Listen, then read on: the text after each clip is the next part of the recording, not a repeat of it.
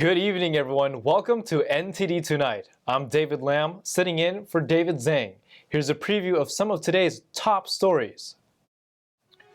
Trump defeated Haley in the South Carolina primary. We'll take a look at the reactions and Haley's campaign updates.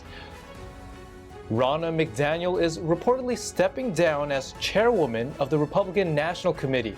More details on the move. Yale joins a growing number of universities that are bringing back standardized testing. What's the reasoning behind the decision? First up, former President Trump secured another decisive victory in the Republican primaries in South Carolina. NTD's Jeremy Sandberg has more on the reactions to this weekend's election results. The reason I do that is Senator John Thune, the second highest ranked Republican in the upper chamber, threw his support behind Trump's Sunday. Ladies and gentlemen, Thune stated the results of South Carolina's primary make it clear Trump will be the Republican nominee. The minority whip previously endorsed Senator Tim Scott's presidential campaign before Scott dropped out. Trump has Scott on his short list of potential VPs. Thune says the U.S. cannot endure another 4 years of Bidenomics, lawlessness at the southern border, and weakness on the global stage. Trump says his campaign is now focusing on defeating President Biden on November 5th. and we're going to say, Joe, you're fired. Get out. Get out, Joe. You're fired. GOP challenger Nikki Haley congratulated Trump after losing in her home state. And I want to thank the people of South Carolina for using the power of your voice.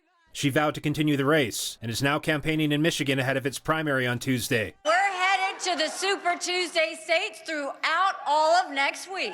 Haley maintained she's the GOP candidate, able to beat Biden in the general election, and that results show voters want an alternative. Americans for Prosperity, or AFP, the political arm of the powerful Koch network, pulled the plug on donations to Haley's campaign Sunday after her loss. The group's CEO says while it still supports Haley's efforts to stay in the race, it doesn't believe any outside group can expand her path to victory at this point. AFP Action endorsed Haley in November to provide a significant boost to her campaign. The group says it will spend resources where it can make a difference and focus on upcoming Senate and House races instead. Jeremy Sandberg, NTD News.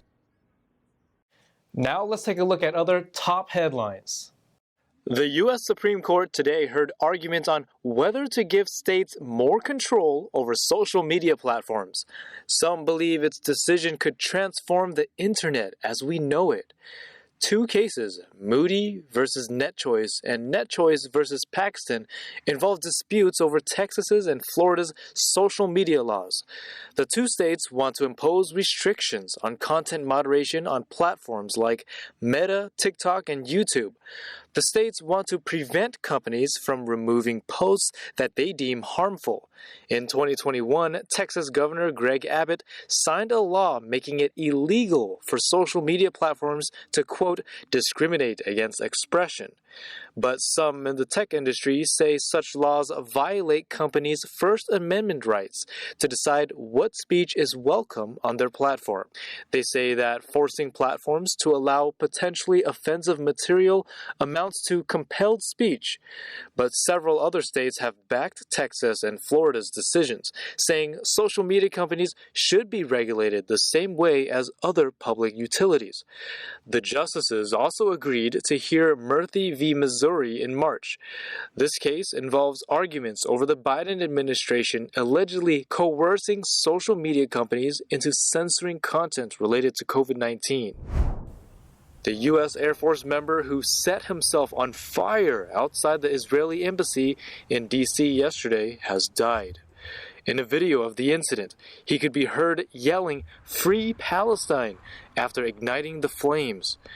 The airman continued to remain standing for about 40 seconds as the fire engulfed his body. In the background, at least one bystander could be heard repeatedly shouting for the airman to get on the ground and calling for a fire extinguisher. The man was taken to the hospital after the fire was put out by authorities. The U.S. Air Force confirmed that he's an active duty service member from Texas. The Air Force is waiting to release the man's name until they inform the next of kin. No one on the embassy grounds was hurt. The incident remains under investigation. Former President Trump is appealing his verdict in the New York civil fraud case. His lawyers filed notices of appeal today. They're asking New York State's mid-level appeals court to overturn Judge Arthur Engoron's ruling. The lawyers are asking the court to decide whether Engoron committed errors of law and/or fact, and whether he abused his discretion or acted in excess of his jurisdiction. Engoron ruled earlier this month that Trump deceived banks and ordered him to pay $355 million in penalties. That amount has grown to $454 million with interest. If Trump is unsuccessful at the mid-level appeals court, he can ask the state's highest court, the Court of Appeals, to consider taking his case. Ronna McDaniel is reportedly stepping down as chairwoman of the Republican National Committee. She says she'll let the GOP nominee for president pick a new leader. Multiple outlets are reporting that McDaniel plans to resign after Super Tuesday on March 5th. As she put it, the RNC has historically undergone change once we have a nominee, and it has always been my intention to honor that tradition. Former President Trump chose McDaniel to be chairwoman after the 2016 election. That was after the previous leader left the post to become Trump's White House chief of staff. Many Republicans criticized McDaniel after the 2022 midterms. The GOP lost several critical Senate and governor's races in that election. 2 weeks ago, Trump endorsed North Carolina GOP chairman Michael Whatley as the next RNC chair. He also advocated for his daughter-in-law, Laura Trump, to be co-chair. Another Ivy League university is bringing back standardized testing after it was made optional during the pandemic. The university said this would increase student body diversity. Yale University said on February 22nd it would reinstate standardized testing again after a 4-year hiatus for the COVID-19 pandemic. The admissions dean said the requirement would help disadvantaged students. Jeremiah Quinlan said his team had analyzed admissions data from the past few years and found that test scores gave them a better sense of whether students were ready for the university's academic rigor. In a statement, he said, including test scores as one component of a thoughtful whole-person review process can help increase the diversity of the student body rather than decrease it. Debate over the usefulness of standardized testing has intensified since the U.S. Supreme Court banned race-conscious admissions in 2023. College admissions teams have re-examined the remaining application criteria to ensure academically qualified students from underrepresented, disadvantaged backgrounds have a fair shot at acceptance. According to the Ivy League school, this policy created the largest ever applicant pools and resulted in record numbers of applicants who came from lower-income households and neighborhoods and would be the first in their families to get a college education. Now, with testing availability fully restored, Yale is asking undergraduate applicants for the fall 2025 cycle to include their scores from at least one of 4 standardized tests: SAT, ACT, Subject-Based Advanced Placement, or International Baccalaureate. Yale is not the first to reinstate the test scores. In 2022, MIT did so, saying tests were a key predictor of student success. Dartmouth University also announced its decision earlier this month. Cornell and Vanderbilt universities extended their test optional policies this month, Cornell for 1 year and Vanderbilt for 3. Other elite colleges are expected to announce decisions on testing policies this spring. Should landlords be required to accept renters with pets? A new bill introduced in California would bar property owners from asking rental applicants about pets and adding additional monthly pet fees. NTD's Jason Blair has more. Landlords banning pets in California could become a thing of the past if Assembly Bill 2216 gets passed. The bill is believed to be the first of its kind in the nation. It was introduced by Assembly member Matt Haney February 7th and is expected to be heard for the first time in committee next Saturday. The law would apply to common household pets like cats and dogs. It would ban landlords from asking about pets on applications, prohibit additional rent for having pets, and put a cap on additional deposits. There would be exceptions which are expected to be spelled out in the coming weeks. Matt Haney told KQED, quote, "A two-tiered system that punishes people for having pets or treats them differently or has a greater burden on them just for that fact should not be allowed in the law." Haney also said that according to a Zillow search his staff did, 26% of apartment listings in Los Angeles accepted pets, 20% in San Francisco did, and 18% in Sacramento. He also pointed to a survey that says 2 in 3 American households have pets. Critics argue that it could put landlords at risk because pets can potentially damage buildings. They also say that putting a cap on a pet deposit could also put them in a tough spot. Jason Blair, NTD News. The Los Angeles Police Department is seeking the public's help in locating a woman wanted for an attempted kidnapping at a Target store. NTD's Christina Corona has more on the story. A woman attempted to kidnap a 4-year-old child from a Target in Westlake Sunday. The incident occurred around 12:40 p.m. at the store located in the 600 block of South Virgil Avenue. Police said the suspect forcefully grabbed a 4-year-old victim from behind without consent and carried him outside of the store. The woman seized her attempt to abduct the child only when confronted by the boy's parents. She fled the scene on foot. The suspect is described as a black adult female, approximately 40 years old, around 5 feet 5 inches tall, and weighing around 150 pounds. She was last seen wearing a brown jacket, black shirt, blue jeans, and black and white shoes. Anyone with information about this incident or who may recognize the woman is urged to contact the Los Angeles Police Department. Christina Corona, NTD News, California. We'll take a short break now, everybody, but here's a look at what we have for you when we come back. 2 soldiers killed in a helicopter crash in Mississippi now identified. More on what happened and who the fallen soldiers are. The U.S. government has threatened to sue PacifiCorp over the 2020 wildfire in California and Oregon. They're part of Warren Buffett's Berkshire Hathaway company. Shohei Ohtani is set to make his debut appearance with the LA Dodgers. We'll take a look at his upcoming game plans. Those stories and more coming up on NTD Tonight.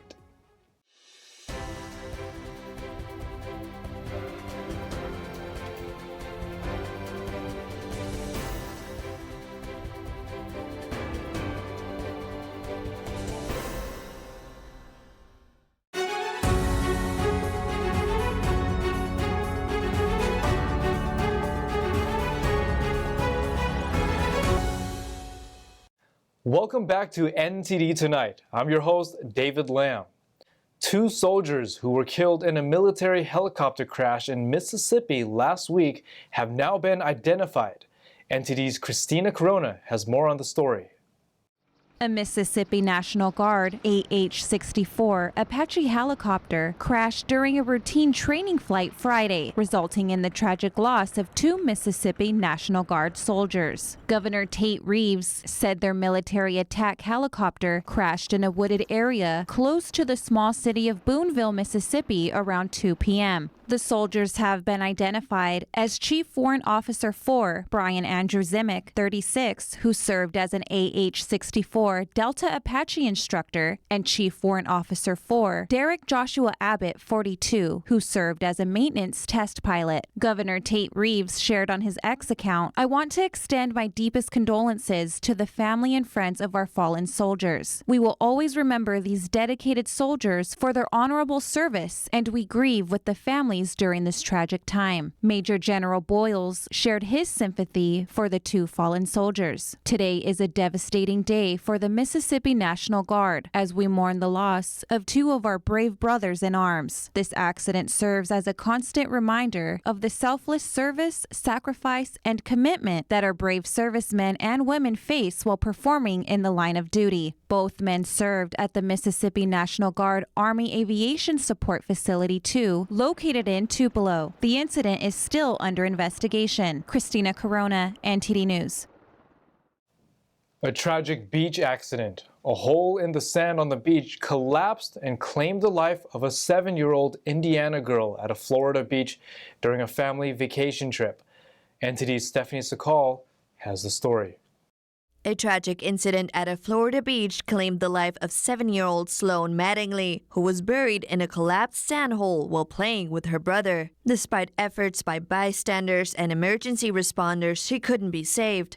Her 9-year-old brother was also trapped but survived. A chilling 911 call was revealed by the Broward County Sheriff's Office. The father started yelling for help. That his child is caught in a hole in the sand. They were digging. They have not gotten the child out. They're digging. Okay, so when I said what part of the body is trapped, is it the whole body? Whole body. They need help. Panic can be heard while bystanders are trying to dig them out. I'm standing back. My husband's up there, and a bunch of men are digging on the beach. Hi, there is a little girl buried under the sand, and they have not gotten to her yet. Okay, stay on the line. Stay on the line, okay?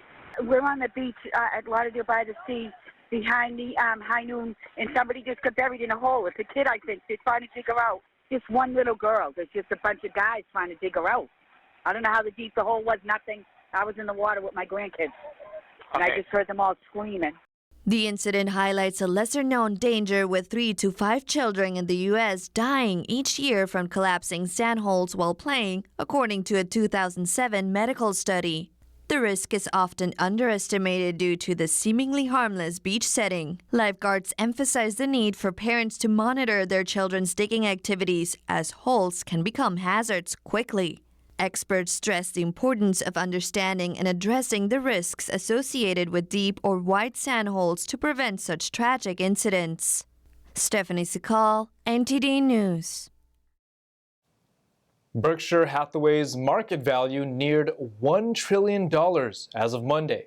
This comes as the U.S. government warned of a lawsuit against its power company, PacifiCorp. The U.S. government has threatened to sue the PacifiCorp unit of Warren Buffett's Berkshire Hathaway for allegedly failing to cover $356 million in costs associated with the 2020 Slater wildfire in southern Oregon and northern California. In its annual report filed Monday, Berkshire Hathaway Energy said the Department of Justice notified the utility last month of its intent to litigate over fire suppression costs, natural resource damages, and burned area emergency response costs. Berkshire Hathaway Energy said PacifiCorp is cooperating to resolve the alleged claims, possibly through mediation or arbitration. It said the $356 million could grow to reflect interest, penalties, and additional environmental damages. The Slater fire started on September 8, 2020 in southern Oregon and spread to approximately 157,000 acres. PacifiCorp separately faces private lawsuits from thousands of homeowners and businesses concerning Oregon and California wildfires in 2020 and 2022. This includes its alleged negligent failure to shut down power lines. Multiple injuries have issued verdicts against PacifiCorp, and more trials are scheduled for 2024. PacifiCorp has taken $2.4 billion of charges through December 2023 for estimated wildfire losses before recoveries from insurers. Berkshire bought PacifiCorp for $5.1 billion in 2006. 3 burrowing owls that had been rescued underwent rehabilitation before being reintroduced into their natural habitat. NTD's Christina Corona has more on this story. 3 burrowing owls were rescued and rehabilitated by San Diego Zoo Wildlife Alliance and San Diego Humane Society's Project Wildlife after they were discovered by researchers at 2 separate nests last year. We had 2 situations, 2 different nests where one parent disappeared, was likely depredated, and burrowing owls don't do a very good job of, they're not very able to fledge young if they don't have both parents present. They really need to have both parents. Working alongside agency partners from the U.S. Fish and Wildlife Service and the California Department of Fish and Wildlife, they needed to reach a decision. We decided that it would be in the best interest of the chicks at each of those burrows to come into human care and then get head started, where they would be raised until they're adults, and then they could be released and contribute to the longer term conservation of their species. The owls were taken to Project Wildlife, where they remained for several months, undergoing treatment for malnourishment, dehydration, and parasites. We brought all three of those owls to Project Wildlife, where they cared for them, and then eventually they were transferred to the safari park, where they were head started, and then they were released here at the Ramona site today. The owls were placed in temporary aviaries with protected habitat, where they will spend approximately a month getting used to their new environment. Christina Corona, NTD News, California. Shohei Ohtani is set to have his inaugural appearance at the Los Angeles Dodgers spring training camp this week. NTD's Christina Corona gives us an update on the star player.